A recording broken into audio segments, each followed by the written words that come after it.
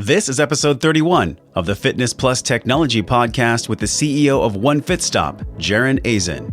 It's one thing to provide the tools itself so that you can do things, but it's another thing to actually provide these tools that then give you intuitive prompts in the right direction. And I think that's where it's all going, to create that value add rather than just here's a framework, use it, or learn how to use it and struggle using it and never use it properly. Actually being able to guide these fitness professionals or fitness business owners. Welcome to the Fitness Plus Technology Podcast for club owners, operators, and fitness professionals. I am your host, Josh Trent, and this is your number one trusted resource for the accelerating world of fitness technology. Each week, we bring you an expert interview with a global influencer at the crossroads of fitness and technology. You'll gain the insights, tools, and inspiration you need to stay connected to the pulse of what matters most for your fitness business in the age of exponential technologies. This podcast is brought to you by support from our outstanding sponsors. Brian O'Rourke and his family of companies, including Videri Ventures, Integris Advisors, Moon Mission Media, and many more. If you're looking for unmatched guidance, capital, insights, or a great speaker or facilitator, Brian and his partners are the go-to resource for your organization. To learn more, visit brianko'rourke.com. We'd also like to thank the Fitness Industry Technology Council, your nonprofit resource for reliable technology information, supported by forward-looking brands who are seeking to drive increased technology adoption in the fitness industry. Make a difference and join at fittechcouncil.org today. In episode 31, we're taking a deeper look at the churn rate and attrition of fitness pros in the industry. Whether you're a studio, small, or big box club, increasing the lifetime value of a fitness professional is more important now than ever as we move quickly in our digital world where touchpoints from pros are so important to a club. Understanding that human connection from a professional to both clients and members is ultimately the fuel that drives the engine of fitness technology, with these new tech tools entering our world every quarter. What are the platforms that understand the trainer's most important data points and business workflows? In this landscape of sometimes confusing technology applications, how can the right club, client, and trainer ecosystem support both the streamlining of a workday and a proactive approach towards running a successful and sustainable long-term training business? Today on the show, we're answering those questions and much more with the CEO of OneFitStop, Jared Eizan. Jared Eizan is an entrepreneur with extensive experience in the computer software and technology industries. He's the founder and CEO of OneFitStop, a SaaS software that streamlines business management and fitness tracking tools into one complete platform for the fitness industry. Jared, welcome to the show. Josh, thank you so much for having me here. A lot of club owners are interested right now in the turnover rates of trainers, of fitness professionals. So today, we're going 3 levels deep into increasing lifetime value for fitness pros through technology. Jared, you've been out there in the media for a while. This company's been around for 4 years. Before we dive into the show and talking about how to add value to a trainer's lifetime, what is something that people don't know about you that you normally don't share? I personally, myself, am not from within the fitness industry, but over the last 3 to 4 years, I've learned a lot about it and connected with hundreds of fitness professionals, gym owners from top down in the industry, and learned a lot about it, learned to love it. My passion is in sports and health in general, but my real background is in, computers, software, technology, finance, and business. So combining those two together and the passion for the industry, yet having the business skills, that's going to play to some of the strengths of OneFitStop. I was reading on the site, growth services provider. That's a unique way to describe what you do. Tell us, what do you do? Why do you do it? We started OneFitStop originally just to service the fitness professionals who just had a lack of tools to manage their business more than fitness tracking. What we realized was that the first point of call for every fitness professional is to find solutions for programming and client tracking and assessments and that kind of stuff. But where most of them were failing was, of course, the business management and other areas alike. But we wanted to create a system that combined both the management tools and the fitness tracking tools. Naturally, that led into a lot of fitness studios and facilities loving the systems, and we built it out for that mid-tier market domain as well, and then left a really nice little software for both administrative tools as well as the fitness tracking and hands-on fit pros on the ground tools. A lot of club owners are listening, and they're bombarded a lot, Jared, with new softwares and new pieces that are coming up. What do you think is the key differentiator? What sets you above the rest of the platforms out there? Why was this company created in the first place? The company was created in the first place because we just saw that the fit pros were being neglected in the industry. I speak to a lot of senior execs in the domain, and not many want to touch the fitness professional market because there is naturally a huge churn. It's hard to service businesses the way that they want to and be proud to. And I guess finding that balance has been hard for a lot of firms. That was my whole vision, to set up a system that could essentially help them, at the same time building a successful business model from our side so that we could be viable and support them long term in the future.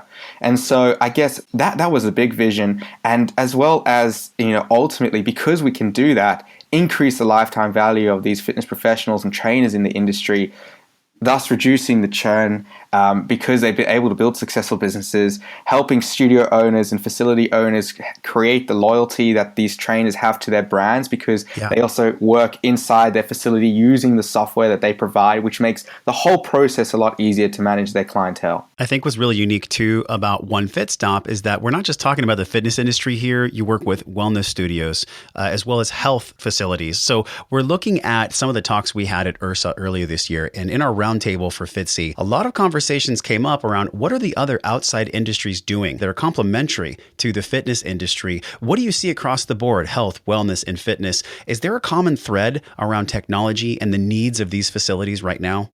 In general, I think that there are a lot of tools that are coming up now that are addressing problems for consumers that just end fitness goers that can then be adapted and used within the health club domain. There's a big focus on the nutrition side and intuitive algorithms to actually help businesses, not just provide the tools. So I think where we are is it's one thing to provide the tools itself so that you can do things, but it's another thing to actually provide these tools that then give you intuitive prompts in the right direction. And I think that's where it's all going, to create that value add rather than just here's a framework, use it, or learn how to use it and struggle using it and never use it properly.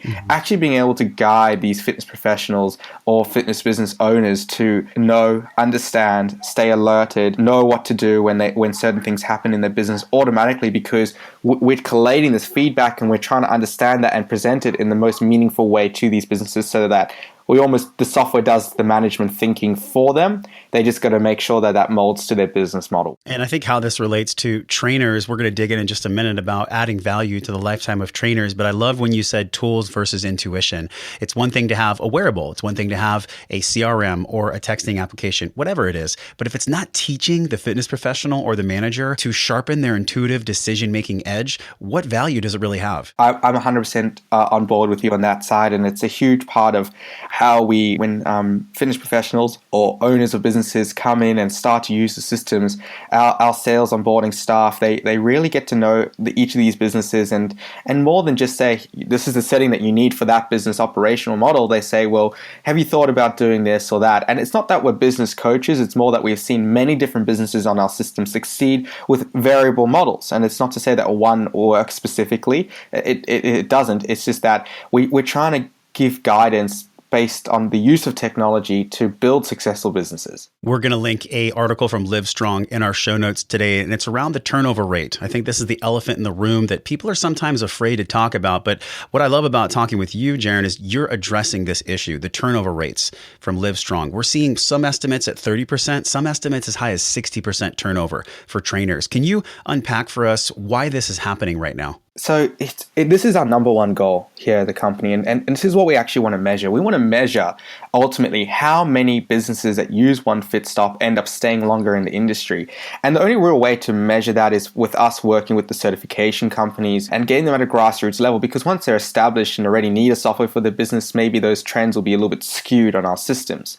So what we want to try and do is understand exactly why are they failing and what's pushing them away. And there's three sort of main reasons that I see why they're failing, and we're trying to nail and give them the tools to fix one of them, at least one of the three, because and somewhat two. We're trying to get into that second area as well as we go forward. But the three areas of why they fail that we see is lack of persistence, because it's a huge learning curve, not only for fitness knowledge, but business knowledge, understanding how to interact, communication skills, and they got to persist through the ups and downs, and they have to manage their own little businesses, and they've never had to do that before. Maybe they've just been told what to do, or they've had the safety net of a secure income, recurring income, and now they have to work for it and persist through those challenges. That's problem number one. Problem number two that we see is, of course, the lack of clients. And that's almost an excuse at many times, is like, I just don't have enough clients, or I don't know how to get them in the door, or I don't have enough clients, therefore I'm shutting down. And I think persistence and lack of clients work hand in hand, because they don't persist to try and get more. They kind of call it a day when they've tried for a little bit and just can't keep going. And I think lack of clients comes, and the concepts of selling, being a salesperson is a huge factor in that. And most industry figureheads will say, like, the reason why they sell is because they're not a salesperson. They don't know how to actually sell. What is the art of selling, and how do they nail that? And that's where you get a lot of business coaches or sales techniques, or reading a lot of articles and techniques to understand exactly how to sell. And the third is just a lack of business skill in general. And this is where I think that the certification companies around the world have to start to align how they run their courses. And I know a few of them already start to try to simulate real life scenarios rather than textbook examples. But it needs to go even further. Right now, it's real life examples with training and physiology and case studies, right, with humans, and how to treat humans for the fitness issues that they have, or their fitness goals that they need to reach, and how you get them there. But it needs to incorporate almost a simulation of how to manage and run a fitness business. And there needs to be more focus on that in conjunction with the fitness education training. And it shouldn't be done at the CEU level, the recertification credits. It needs to be done when they get their CPT. It needs to be done right from the outset, so they have no, their expectations of the work that's going to be required, or the steps that they're going to need to take to build a business is not forgone. They're not going to just jump into the industry and say, oh, I didn't know that I had to do this. It's made very clear to them from the outset. And this is where OneFitStop comes in. I think from a lack of business skills, there also comes a lack of business tools specifically. Now, there's tools out there for fitness tracking and, wearables and, collating all this data and information, which is really valuable to them. But the business skills side, having something that's super simple from a management, scheduling, payments, reporting, communication, just a centralized source to create, to manage their clientele, and that houses good fundamental business skills, that has the support of a company that actually cares about the success of the business, is where we're trying to address this problem in the industry. I love the way you broke it down. Lack of persistence, lack of business skill, including the lack of fitness tools, and lack of clients, because I'm flashing back to my very first year of training. I was NASM certified. I was out on the fitness floor. I didn't know the first thing about how to attract clients, about how to be an entrepreneur, because really trainers inside of big box, small box clubs, they're an entrepreneur. Even though they work for a company, no one's going to give them clients. They need to understand the skills and the interpersonal skills to actually gain clients on a regular basis. Let's dive in, because this is a key issue that's affecting us, especially when we look at technology and how technology can scale a trainer's service. How do we do this? How do we increase this lifetime value of the fitness professional? I think fundamentally, what we do, and this is my number one advice to all fitness professionals, and if you're listening in, this is just absolutely key. It's defining your business model first before you create or even get your first client, and your business model will adapt, but you need to sit down and actually define it from the outset. And the same thing applies for the software side, from a technology perspective. I mean, you may choose technology that can adapt to multiple business models. I mean, OneFitStop can work with hundreds of different business models. There really is no restrictions, but the way you set it up and the way your business model defines your business essentially will set you in good stead later on. And we see there's always kind of like contemplation or arguments. Do we sell packs? Do we sell recurring memberships with recurring billing cycles and get that income consistency? Do we lock people in for contracts, or do we need to prove our value of our services first? And I think as a fitness professional enters the industry for the first time, they're actually not confident in their ability yet. They say, well, I want to get those first 10 clients on and really harness my skills to train people before I can say to them, commit to your 6-month contract and things like that. So there is a journey to be had, and I understand that. But what we try to do is say, okay, well, you've just graduated, you're trying to figure out what's going on in your business. Even you let's say another scenario, you work on the floor of a health club. How do you charge your clients? Is that the best way to charge your clients? What about your scheduling? You offer time slots throughout the day. You're broken up in the middle of the day. You're not doing anything there. Often you have client cancellations. You've got no policies enforcing that. You're taking payment, like you say, you're flexible with payment. You take payment after, or then you forget to follow up and you never take the payment. There's little things like this where they need to almost define these business rules, business logic before they start to implement systems over the top.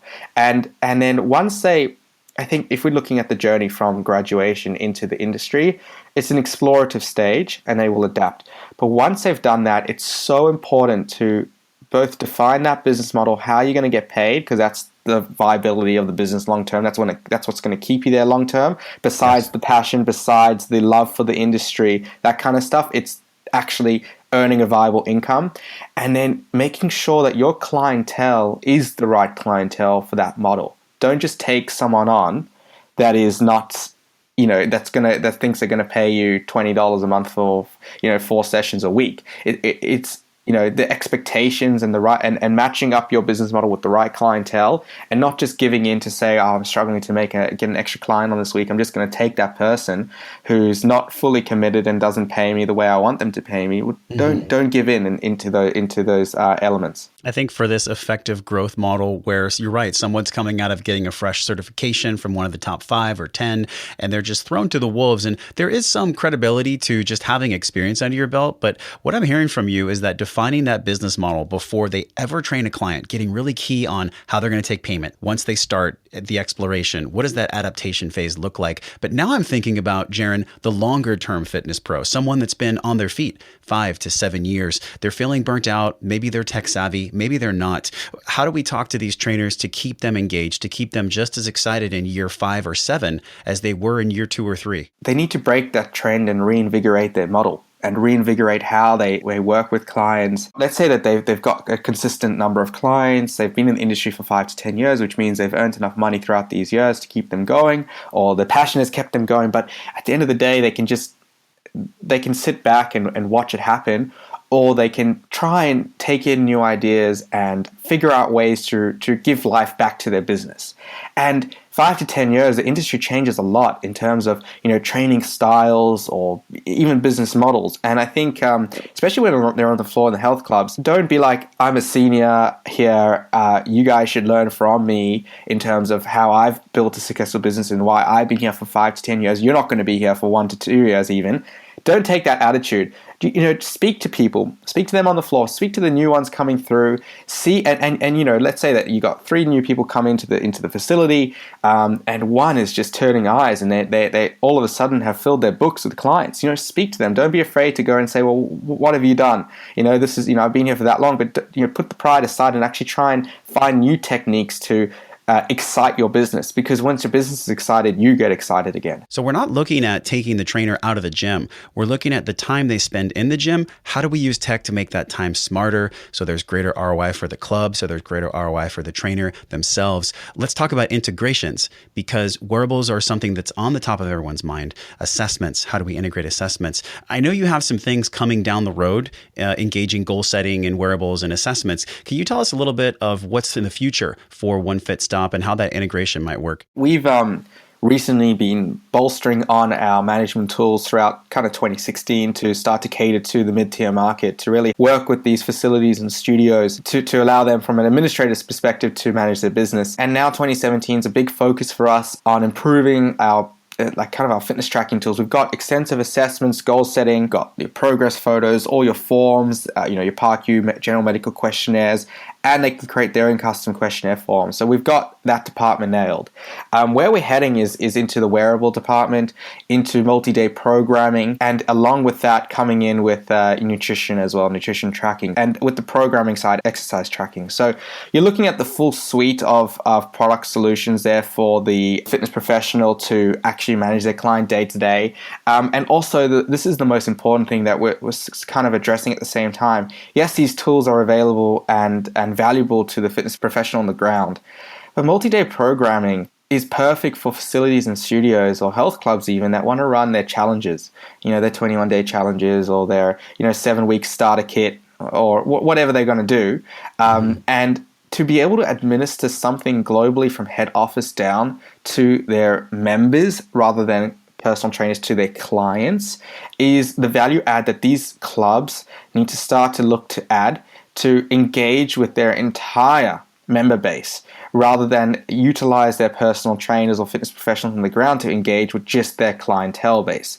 And I think that's the biggest problem that we're trying to address with these multi-day programming opportunities is that the head office can administer it all the way through to their entire member base. And I feel like at the intersection of progress, there's about 3 or 4 different pathways: scheduling, payments, marketing, and then also the client management side. At this intersection, what gaps exist right now in the fitness technology space that you think will be filled in the next 12 months, if any of them? So one of the biggest gaps that we're trying to address now is that you can't get away from this churn, right? There is this massive churn, not only natural churn in the industry, but within these health clubs and larger gyms and organizations, there's a constant recruitment problem. And not only with that, they have no idea what the effect of that is on their bottom line and revenue. What happens when these trainers leave? Do they take their clients? I had a call the other day only saying, hey, can you let me know which clients were allocated to that trainer? Because that trainer's left and actually they just left and there's a bad vibe now. They're not telling us who they have, where they're up to, what packages they have on their account, nothing. Yeah. And I think one of the biggest things is that, that's a huge problem. And what we're working on right now is the ability to literally reassign all the clients attached to a personal trainer inside the health club to a new personal trainer or distribute it amongst multiple to allow these health clubs to understand what's going on. Does the personal trainer leave? Do those members leave the whole club and facility? What impact is personal training overall having to the health clubs, and how can we assist in that process to understand and get that data and analytics out to make it valuable, to give these health clubs the ability to make informed decisions with their personal training database. Most health clubs have about, I think, 10 to 15% of members who use personal training services. It's a fair number, and a lot of them are trying to increase it because it's a revenue source that they haven't fully exploited, because they're also a bit weary about working with trainers and they know the challenges because of the churn of trainers. But if they had a mechanism to improve that, I think that's something that we're particularly going to be working on in the next 12 months. But in general, in the fitness technology space, to kind of come back to that question, I just think that it has to go into giving thoughtful information to these owners or to the fitness professionals without them necessarily having to think about it. Like it almost has to intuitively know what they want and give it to them. And that's going to be, it's a really hard process to do, but I think the technology space has to become clever, and there has to be some AI built into it. There has to be intuitive learning right from the beginning, and understanding of how fitness businesses work and adapt to the different models so that I can guide them rather than just provide that framework as we touched on before. And I believe this trust piece, the technology and bridge between tech and trust, it is now going to be built whether we like it or not, because there's really nowhere to hide as the digital space grows. When I look at this paradigm of our current training model, I think a lot of club owners can nod their heads when I say there is a bit of fear around long-term trainers taking all their clients away. How do you think technology can build the trust to make a trainer want to stay in a club for the long term? We see it that when you give this technology to the larger health clubs, or we've got a couple of universities using it now, they feel supported because they have something tangible more than just an advisor or fitness director that they can bounce questions off. They actually feel supported. And because they feel supported and they are enabled to also build their clientele base and manage them effectively and understand how much money they're making and have that clear picture in their mind, before they were speculating.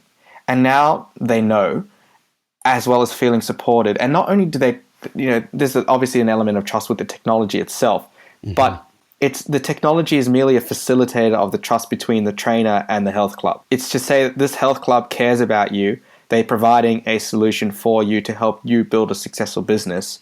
And you're going to have complete clarity because of that. And the trust is not between us and them necessarily. It's between them and their employer. What a great answer, because the us versus them model, obviously that can exist with the wrong mindset. But what I'm hearing from you over and over again in our conversation is the tech can build the trust because it makes jobs easier for everyone. And I really enjoyed that you said that. This is the last round of the show, Jared. 6 questions for 6 of your answers in the Fit 6 round. Are you ready? Got it. Go for it. Being in the industry, it's obviously challenging. Can you share one of the more difficult moments that you've transcended? How did you rise above that moment of difficulty? Originally, we wanted to create a community first and then a technology second. But the technology was the fundamental of our business in terms of our revenue model, of course, to make everything viable.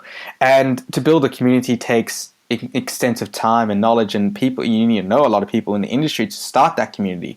So the biggest mistake we made was putting a lot of time and effort, particularly year 1 and 2, into building this community, and we neglected actually focusing on our core business model, which was the software side. And then only kind of mid year 2 and 3 did we really jump into, okay, well, let's build a community secondary to the software. Let's provide value first, and then let's go and build that community over the top. And you're going to see changes in OneFitStop now over the next few months even to have more of a community feel, because we've got that audience, we've got those businesses that have got trust in us, as coming back to that. And then now we have a mechanism to engage and provide more value. The idea was that beyond the software itself, which is in itself provides value to the businesses, we wanted to create a community that it's completely embedded and endorsed this community, the industry, and the focus of this company is to help the industry. And I think we just made a mistake switching them around from the outset, and we had to sort of, I think it was about 8 months in, and we said, no, we need to change this around a little bit here. So change is constant, and especially when we look at tech, it changes probably every 3 months, every quarter. What's one of the best pieces of advice you've ever received or that you've given when you look at change, dealing with change management? Everyone's got different advice. Everyone has got different advice. And I think before you act quickly on advice that you've been given, talk to 2 or 3 other people. It's so important, because although they may have some good insight to that advice and it may be correct itself, you'll probably find that there are alternative solutions. And so change is constant, as you said. Change in any business, but especially tech businesses, is every day. And you've got to be pretty agile in your operations, but learn from those around you, ask a lot of questions, plan before you act, and don't just take your advice from one source. Get a couple, close people around you to get that advice from. In the past 24 months, has there been anything that's really surprised you around fitness and technology? In our space, right, in the sort of a day-to-day management software and fitness tracking, I've seen a lot of businesses or individuals from within the industry try to create a platform, just like OneFitStop or a fitness tracking solution. It surprised me how many people actually tried to do it, but never even got the product off the ground. And I think the expectations was that everyone knew that there was a huge problem to be addressed, and everyone wanted to contribute in their own way. Besides the business model, business opportunity, they actually wanted to contribute to the problem. We've seen a lot of fitness professionals themselves try to do it. But at the end of the day, dealing with technology and technology in the fitness realm is not an easy job. It's the hours and the cost and the ongoing maintenance and innovation that's required to keep up and actually service the industry is far greater than what the expected initial plan entails. And I think it surprised me how many people actually have tried it, and at the same time, how many people have failed at even getting the technology off the ground. I think they failed before they even launch. And I think that's, it's surprising to see how many people try because they care. That's a positive. But underestimating how complex tech is also, I guess, a misconception in the industry. And this naturally just brings us to the next question around mindset, because what you're talking about is our decision-making faculty. And do you believe there's a mindset that makes clubs successful in this extremely high-powered digital age? Yeah, I think it's like, I see lots of different club models, especially the larger health clubs who are trying to, integrate all these heavy lifting data systems or management engines and things like that. I think ultimately the employees on the ground, whether they're admin staff, trainers on the ground, but most importantly, the members, the goal needs to be to centralize the platform that they use to do these tasks. So even if you have 2 to 3 different systems that integrate with each other, you really need to find a way to provide that centralized access source for the members, the centralized access source for the trainers, particularly those 2 databases, because members be well over their head if they have to go to 2 to 3 different apps just to figure out what to do, or book a class, or then access their fitness tracking. And PTs as well, they struggle just from the outset managing their business and doing all these other things. Giving them 2 to 3 different points of access to do specific tasks is not going to cut it for them either. So I think clubs, to be truly successful today in the digital age, is to, yes, obviously find a way that these systems and technologies work together to complement each other, but at the same time don't dilute that experience for both the PT managing and running their businesses as well as the client member. Have you had a mentor or a major influencer in your career and life that's helped you in your decision-making power? I'm going to be a bit bold here, Josh. I've had lots of great mentors in my life, but truly, the biggest mentor that I've ever had is the internet. It's true though. I mean, the internet is the greatest source of information. Nothing will stop you learning. It's a Google search away, literally. There are plenty of online courses and other things that you can roll yourself into to get a better understanding. And through the internet, you can connect with great mentors or great minds or influencers in the industry. I think it's the greatest tool to learn and to even access new mentors. And like I said before, don't just take your advice from one person. Spread it out. And the internet is a tool that I use to connect with more people, or I link in with new people through the internet, and it's great. I'm here in Australia. I'm of course, like I'm at half the time of the year in the US, but I'm speaking to everyone in the US every single day of the week, and the only way that that's possible is also through the internet. So it's the connection piece as well. We're talking through the internet right now, so I really enjoyed your answer and this conversation. What a refreshing conversation around giving that trainer something they can really use on a day-to-day basis to avoid burnout. I think a lot of clubs are dealing with that right now. This has been a great show. I'm curious, the last question, this intersection of fitness and tech, what does it mean to you? What do you see for possibilities in both health and business on the horizon? Technology is the enablement instrument. It's really, to promote and viable businesses or better businesses. The models have been workshopped. The mentors know what's going on. The business coaches can guide you. But ultimately, the only way that you're going to be able to scale or more effectively, efficiently manage your business is with the technology. And I think that in turn, that gives the fit pros more time to actually focus on training and the health of their clientele. Everything just transpires down. Their passion is why they enter the industry. Their want to change lives is there. They've been distracted by, cumbersome business tools or, lack of business knowledge. And if you can solve those problems and remove that distraction, gives them the ability to actually do and achieve what they want and to change lives and benefit the greater health of, communities and individuals. And so I think technology is the means to do that. OneFitStop.com is the website. Where can people learn more about what you're most excited about? Is it these integrations, or is there anything else that comes up top of mind when we look at what you're really passionate about for the rest of the year? I think, the best place is to head into our site and connect with one of our onboarding and success reps, because they take the time to know you, understand your business, and really they do care. Everyone cares. It's our number one criteria. And I think then what we end up doing is having the conversation first and foremost to say, well, all right, what are your problems and what are your goals? And let's address that with the technology that we provide. And how does that technology align with what you're trying to achieve? So we'd love to have that conversation with you. And honestly, my door is completely open. Anyone that wants to reach me, you can find me on LinkedIn as well. And I'd love to have a chat with you and see how your fitness business works and runs in the industry. I learn everything from all these businesses on the ground. It's so important for me to make sure that we also continue to address these problems, build a software and technology solution that caters to you and your business and your needs. And I only do that by listening and hearing what you have. So please share your stories and experiences with me. We'll link all that in the show notes as well as your social handles. Jared, thanks so much for coming on the show. Thanks, Josh. Thanks for having me.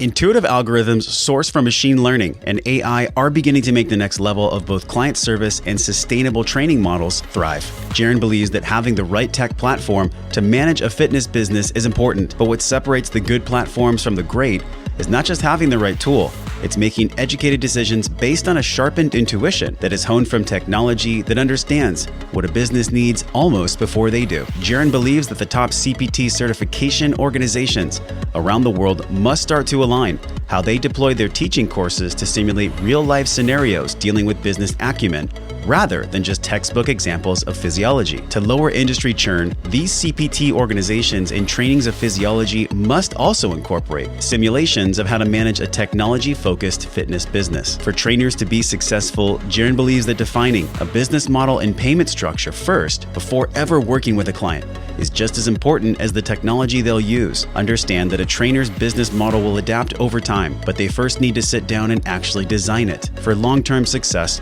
trainers who match up clients with their business model and ask themselves, is this client right for me, will support better systems for enjoying their career and less trainer burnout. Thank you for listening to the Fitness Plus Technology Podcast. Here's a quick message from Brian O'Rourke. Hey, Josh, thanks so much for doing this great podcast. Friends, if you're enjoying this podcast, you're really going to enjoy following at Fit Tech Council. Follow me at Brian K. O'Rourke.